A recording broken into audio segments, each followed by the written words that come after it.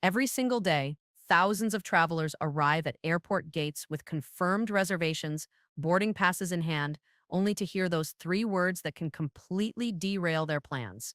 Your flight is overbooked. What happens next depends entirely on whether you understand the system that airlines use to manage these situations, and most importantly, whether you know the rights and protections you actually have as a passenger. Before we dive in, let me know in the comments what city you are watching from and what time it is there. I am always curious where everyone is tuning in from. Stay with me through this video because we are going to walk through exactly how overbooking really works, what airlines are legally required to do when they oversell flights, and the specific strategies you can use to protect yourself from being the one left behind at the gate.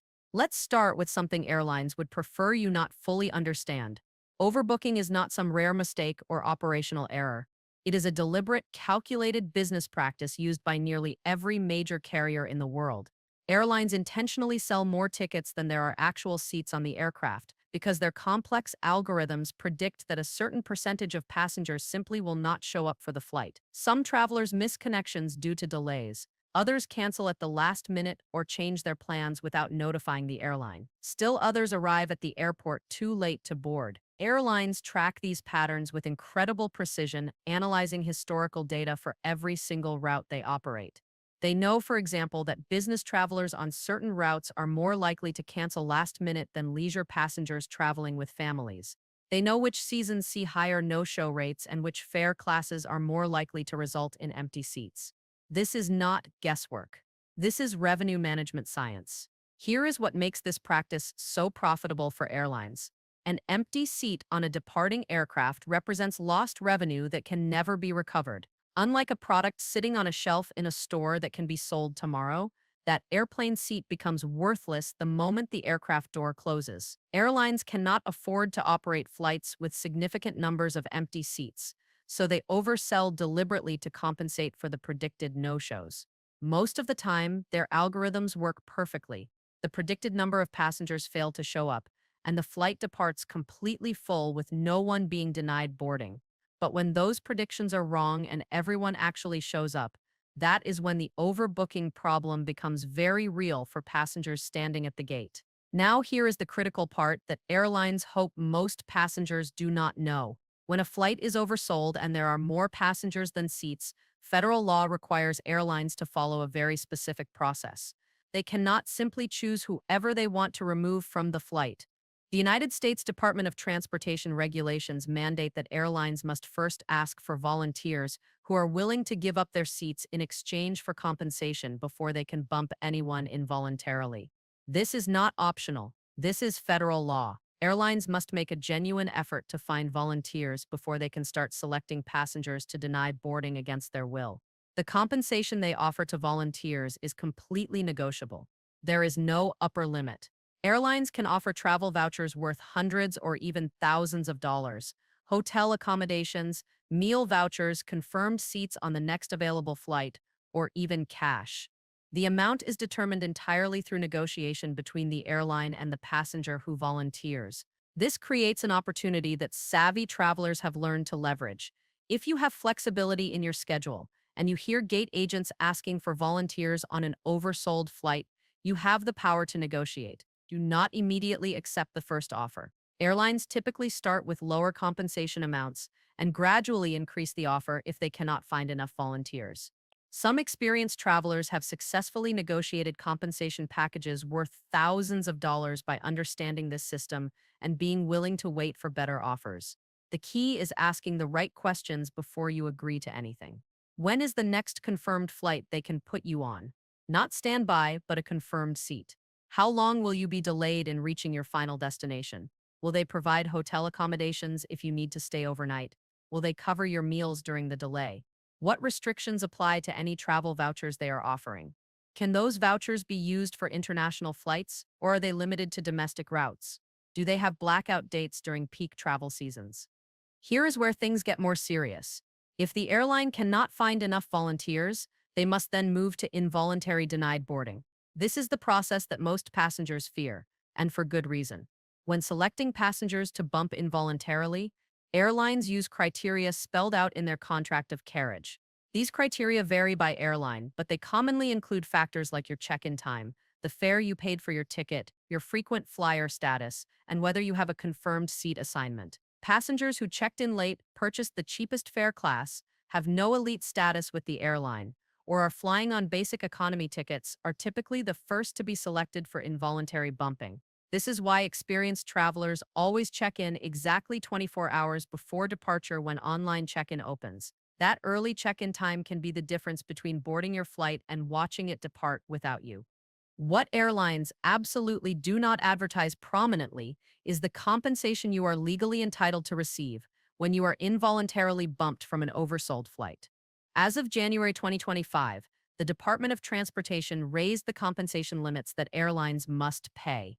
If the airline can get you to your destination within 1 hour of your originally scheduled arrival time, they owe you nothing.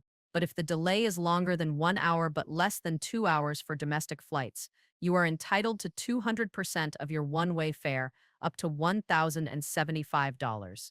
If the delay exceeds 2 hours domestically or 4 hours internationally, you are entitled to 400% of your one-way fare, up to $2,150.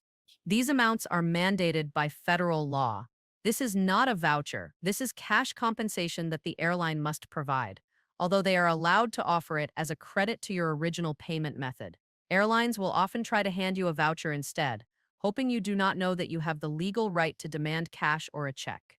Let's talk about something that creates confusion for many passengers. Not all situations where you are denied boarding qualify for this compensation. The federal protections only apply when you are bumped due to overbooking.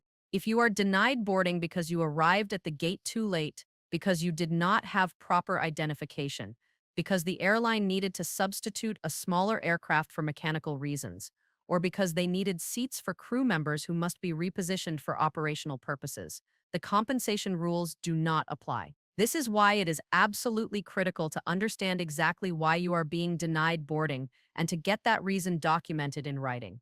Gate agents are required to provide you with a written statement explaining the denied boarding and outlining your rights, but you need to request it and keep it for your records. Here is an insider detail about the boarding process itself that most passengers overlook. Airlines have begun implementing sophisticated technology at gates to prevent passengers from trying to board before their assigned group is called. The software now immediately alerts gate agents when someone tries to scan a boarding pass before their zone or group number is active. This system was designed to combat what airline employees informally call gate lice, which is the term for passengers who crowd the boarding area trying to get on the plane early. Airlines implemented this technology partly to make boarding more efficient, but also because passengers who board early are less likely to be selected for involuntary bumping if the flight becomes oversold at the last minute. Once you have physically boarded the aircraft and taken your seat, federal regulations now prohibit airlines from removing you due to overbooking. This protection was strengthened after a highly publicized incident several years ago. If you are already on the plane, you cannot be involuntarily removed for an oversold situation. Your best protection against being bumped starts long before you arrive at the airport. Book directly with the airline rather than through third-party websites whenever possible. Passengers who book through online travel agencies are sometimes given lower boarding priority than those who booked directly. Join the airline's frequent flyer program even if you do not fly often. Even basic membership without elite status can sometimes move you higher in the boarding priority. Select and confirm your seat assignment when you book your ticket, rather than waiting until check-in. Passengers without confirmed seat assignments are among the first to be bumped. Check in exactly when online check-in opens, which is typically 24 hours before departure. That timestamp matters when airlines are selecting passengers for involuntary denied boarding. Consider paying for a slightly higher fare class if you are traveling for something that cannot be delayed. Basic economy passengers are almost always the first selected when someone must be bumped. Now let's address what happens if you do get bumped. Stay calm and polite with gate agents. They did not create the overbooking situation, and being confrontational will not improve your position. Immediately ask for the written statement explaining the denied boarding and your rights. This document is required by federal law and serves as proof if you need to file a complaint later. Ask specifically whether you are being denied boarding due to overbooking or for another reason, because this determines whether you are entitled to compensation. If it is due to overbooking and you will arrive at your destination more than 1 hour after your original arrival time, ask for the compensation in cash or as a credit to your original payment method, not as a voucher. If you paid for optional services like checked baggage fees or seat selection fees, and you do not receive those same services on your rebooked flight, the airline must refund those charges. Keep all receipts for any expenses you incur as a result of being bumped, including meals, transportation, or accommodations, because you may be able to seek reimbursement. Here is something that surprises many passengers. The statistics on involuntary denied boarding are actually quite low. In recent years, only about 29 passengers per 1 million travelers were involuntarily bumped from flights on major United States carriers. Your chances of being involuntarily denied boarding are statistically very small, roughly equivalent to some extremely rare events. However, the number of passengers who volunteer to give up their seats is significantly higher. Tens of thousands of passengers each year accept voluntary denied boarding offers, often receiving substantial compensation in return. This tells us that the system generally works as intended. Airlines find volunteers willing to accept delays in exchange for compensation, and most passengers who want to fly on their originally scheduled flight are able to do so. Different airlines have different track records when it comes to bumping passengers. Some carriers have invested heavily in sophisticated algorithms that predict no-shows with remarkable accuracy, resulting in very few involuntary denied boardings. Other carriers, particularly ultra-low-cost airlines, tend to have higher rates of denied boarding because their business model relies more heavily on maximizing revenue from every flight. The Department of Transportation publishes monthly statistics showing exactly how many passengers each airline bumped involuntarily. These reports are publicly available and can be extremely useful if you are trying to choose which airline to fly with for an important trip where you absolutely cannot afford delays. Let's talk about a scenario that creates particular stress for passengers. What happens if being bumped causes you to miss a connection or an important event? If the airline's rebooking causes you to miss a connecting flight that was part of your original itinerary, they are responsible for getting you to your final destination, not just to your first connection point.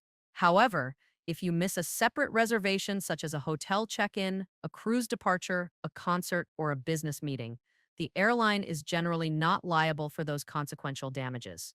This is why travel insurance can be valuable for trips where delays could result in significant financial losses. Standard airline denied boarding compensation covers your inconvenience and the delay, but it does not typically cover additional losses you might experience as a result of that delay. Here is a critical distinction that travelers need to understand. Voluntary denied boarding and involuntary denied boarding are treated completely differently under federal regulations. If you volunteer to give up your seat, you are entering into a negotiation with the airline where compensation is determined through agreement rather than federal mandate. Once you accept a voluntary denied boarding offer, you typically cannot later claim that you were entitled to the higher involuntary compensation amounts. Make absolutely certain before you volunteer that you understand exactly what you are agreeing to and what compensation you will receive. Some passengers have volunteered thinking they would receive generous compensation only to discover later that they accepted a much smaller offer than they could have negotiated. Airlines are required to make their boarding priority rules available to passengers, but most travelers never look at them. These rules are typically buried in the contract of carriage, which is the legal agreement you accept when you purchase a ticket. Every major airline publishes this document on their website, and it spells out exactly how they determine who gets bumped when there are not enough volunteers. Reading your airline's contract of carriage before you travel, particularly the sections on boarding priority and denied boarding compensation, gives you knowledge that most passengers lack. You will understand exactly where you stand in the priority system and what your rights are if something goes wrong. Technology is changing how airlines manage overbooking situations. Some carriers now use mobile apps to send targeted offers to passengers before they even arrive at the airport. If the airline systems predict that a flight will be oversold, they might send notifications to passengers who booked certain fare classes, offering them compensation to switch to a later flight voluntarily. This allows airlines to resolve overbooking situations before passengers arrive at the gate, reducing stress and delays. Some airlines have even experimented with auction-style systems where passengers can submit bids indicating how much compensation they would require to voluntarily give up their seat. These technological innovations generally work in passengers' favor because they create more transparency and give travelers more control over the process. International flights originating outside the United States are governed by different regulations. If you are flying on a European carrier departing from a European Union airport, you may be covered by European Union Regulation 261, which has its own compensation structure and passenger protections. These rules are often more generous than United States regulations in some circumstances. If you are traveling internationally, research the specific regulations that apply to your route because your rights and the compensation you can claim may vary significantly depending on which country's laws govern the flight. Here is something airlines would prefer remained less widely known.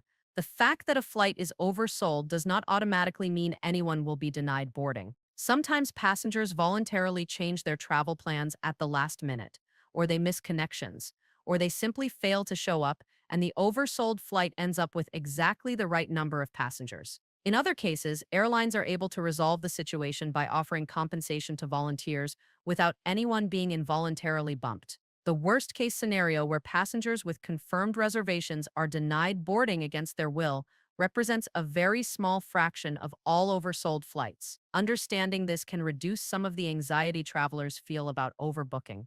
One final critical point about protecting yourself. If you have a choice between connecting flights and non-stop flights, the non-stop option provides more protection against being bumped in some circumstances. If your journey involves connections and you get bumped from your first flight, the entire trip is disrupted. With a non-stop flight, there is only one opportunity for an overbooking situation to affect you. Similarly, if you must connect, choosing an itinerary with longer connection times gives you more buffer if you do experience delays due to denied boarding on your first flight. These are small, strategic decisions that can significantly impact your likelihood of reaching your destination on schedule. The reality of airline overbooking is more nuanced than most passengers understand. It is not a conspiracy to inconvenience travelers. It is a revenue management practice that allows airlines to operate more flights at lower prices than would otherwise be economically possible. At the same time, passengers have very real rights and protections when overbooking results in denied boarding. The problem is that most travelers do not know these rights exist or how to exercise them effectively. By understanding how airlines select passengers for bumping, what compensation you are entitled to receive, and what steps you can take to minimize your risk, you put yourself in a much stronger position. Check in early, confirm your seat assignment, know your rights, ask the right questions. And remember that gate agents are there to help resolve the situation, not to create problems for you. With the right knowledge and the right approach, you can navigate oversold flights with confidence, knowing exactly where you stand and what protections you have as a passenger. Whether you end up volunteering for compensation or protecting your original travel plans, you will be making informed decisions rather than simply accepting whatever the airline tells you.